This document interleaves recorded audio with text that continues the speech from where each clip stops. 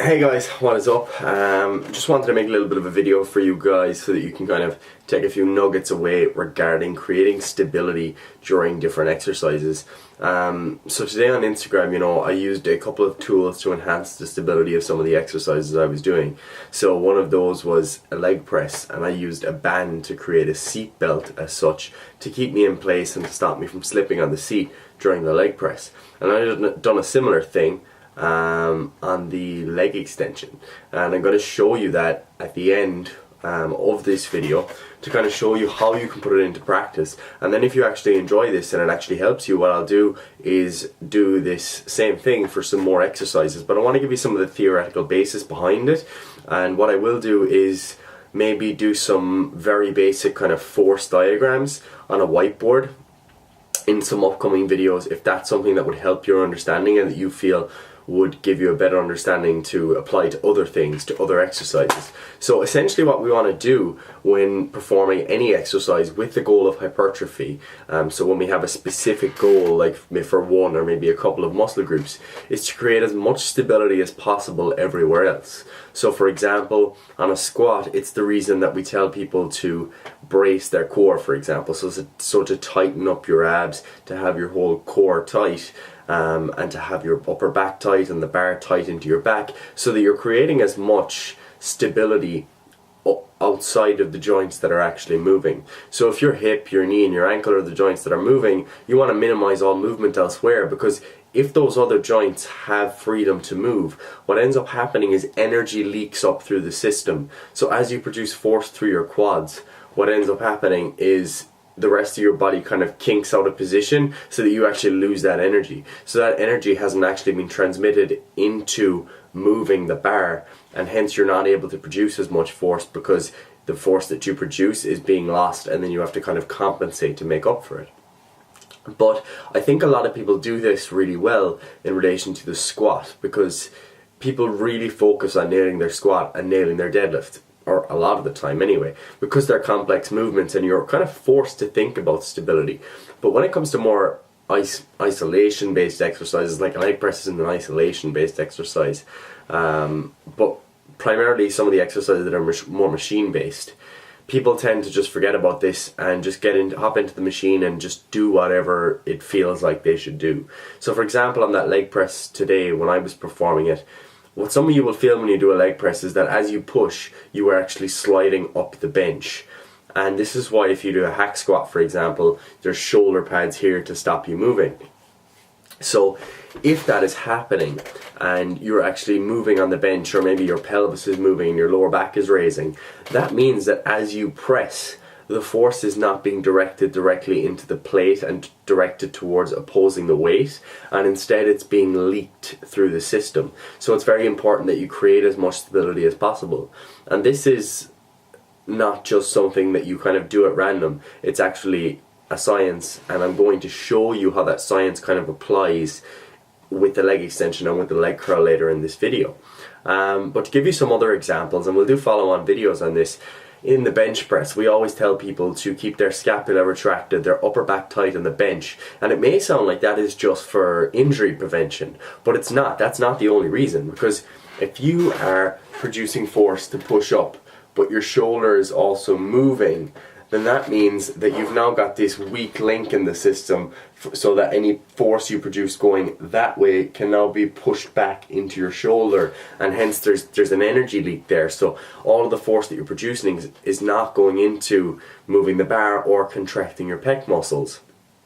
So they're just a couple of examples, and it's why exercises that involve more stability, such as a chest supported row as opposed to a regular row, because there is a force against your chest, you cannot move it, and hence as you push forward into the chest, the resultant is you pulling back purely with your back muscles, as opposed to moving your body or having some sort of energy leak in the system.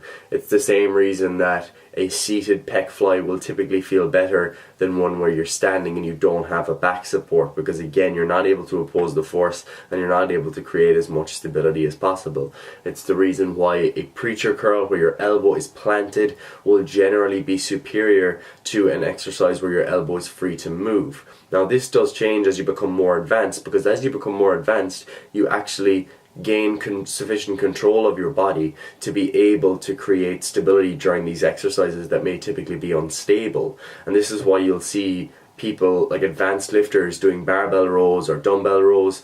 Although they're free exercises, you'll see they're quite stable when they're doing them, because they've gained that competence and that skill over the years, and now that is an effective exercise for them. But to a beginner who is very incompetent in creating stability at other joints that aren't supposed to be moving, they're going to see that exercise as one that feels a bit awkward. They might be able to move a lot of weight, but it's kind of coming through whatever means possible. And that's not necessarily always an ego thing, because very often we put unstable movement and uncoordinated movement down to ego lifting, and it's not always that. Sometimes the exercise just involves too much versus where the person is at that moment in time.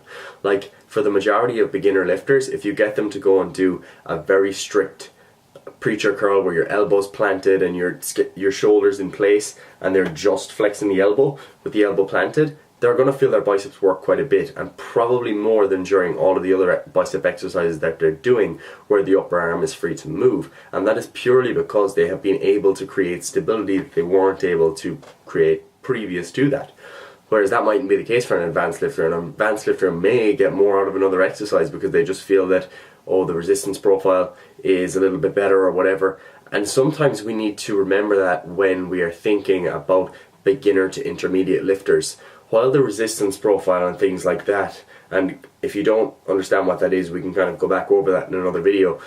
But if you're worrying so much about the resistance profile that you're making up exercises that aren't actually stable, then there's a big trade-off there. And you're probably not prioritizing what you should prioritize for that person, because very often creating stability is probably the bigger priority for someone who maybe doesn't feel their muscles work all that well. You want to find ways that you can create stability at other joints and at other places in the body so that you can actually isolate muscular contractions at specific joints. And now what I'm going to do is give you two examples of things that you can use yourself, because I was going to actually kind of let this video go a bit longer and maybe record some more videos in the gym, but I think these two give you a nice starting point in terms of what you should be thinking about. And then what I'll do is do some follow-on videos exercise by exercise over time,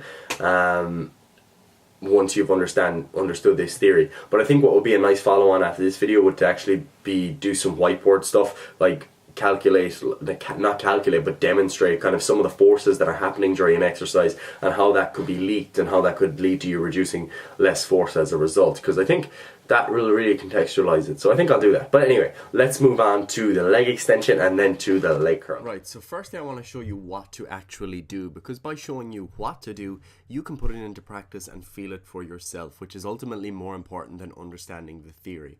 So I'm using a green band here, just tying it around my waist and looping it around the handles on either side. You can get custom seat belts that are specific to weight training, but realistically they cost over €100 and a band is like €7 or €8, so this is absolutely fine.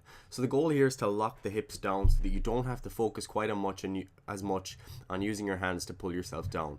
This has two effects. The first being the fact that because the hips don't move, you actually maintain that position of your thigh, and hence you don't waste any energy trying to push the weight up, because what can happen as you push the weight up and your hips rise is you actually don't get up quite as high and you actually lose a portion of the rep whenever your hips move. The second thing is that we're getting our quads into their fully shortened position, because the rectus femoris of the quads attaches across the hip joint, which means that in order to fully shorten that, we need to have the hips flexed, which won't be the case if the hips are actually moving during the exercise. So let's now consider what's actually going on. Okay, so we know that there is a weight acting downwards against the end of our leg. Okay, so that is the resistance that you're actually lifting. So that is pressing down, and because the bottom of our knee is the main point of contact on the end of the bench, we actually pivot on this point very similar to a seesaw. Okay, so what happens as we press up against that pad and it exerts its force down against us when our leg is straight, what wants to happen is our body wants to lift up, much like when you're on a seesaw and a force is greater than the actual force or weight of your body, which is why the heavier you go on a leg extension, the more this becomes an issue and a concern. Okay, so as you press up, there's a force downwards, and because your muscles are strong enough to hold that position, there's a resultant force upwards on your actual body. So therefore, your body wants to move upward. So what you need is a force that is proportional to that force or greater than it, so that it can hold you down. So that's what that green band is doing in this instance. It's pulling down to counter the force of you moving up, and as a result it's keeping you stable and allowing you to produce more force through your quads. So when that force of the band is sufficient, or of you using your hands to pull yourself down, you'll be able to move more weight, because that ability to actually balance and to counter the forces of the weight is no longer an issue, and therefore everything that is responsible for moving the weight or not moving the weight is the actual strength of your quadriceps, which after all is the goal of the exercise and is what we should be focusing on. So this is really, really important, and even if you don't use the band itself, using your hands can be effective to pull yourself down, but sometimes it just isn't enough and you need that extra bit, especially if the handles are not like at an appropriate distance, or maybe you don't have handles, or maybe you are just really, really light but you have strong quads. All things to consider, so give it a go and let us know how you get on. So when it comes to the leg curl, there's actually a couple of different components, so we won't draw it out just yet, just because it'll get a bit messy, because there are actually two parts to the rep. So at the start of the repetition, the intent is to actually hold yourself down as tight to the bench as possible and push your thighs into the pad. So the intent is to push your thigh in hard, keep your glutes tight and keep yourself locked down. So everything is about pushing yourself down into the pad, because the weight is actually trying to push you down, push your legs down, and hence the pivot point is going to lead us to want to move our body upwards to try and compensate. But the main thing I want you to get out of this, because realistically the weight isn't going to pull your body up all the way, is actually pulling yourself forward. So in the second half of the rep, as I get up to the top, as you see there, the weight is actually trying to pull me backwards. So it's trying to pull me back away from the bench. And that's one of the things you'll see is people actually ending up in a different position at the end of their set. So that's why those handles are there. So you need to focus on pulling yourself forward. So the intent is not just to pull yourself down, but actually forward towards the end of the repetition, creating that stability to counter the weight that is trying to move you backwards in the peak knee flexion position. So guys, if you do have any further questions, please feel free to drop them in the actual Facebook group so that we can open up a little bit of a discussion. Give me some ideas for exercises you struggle to stay stable with, and we can then address those in further videos.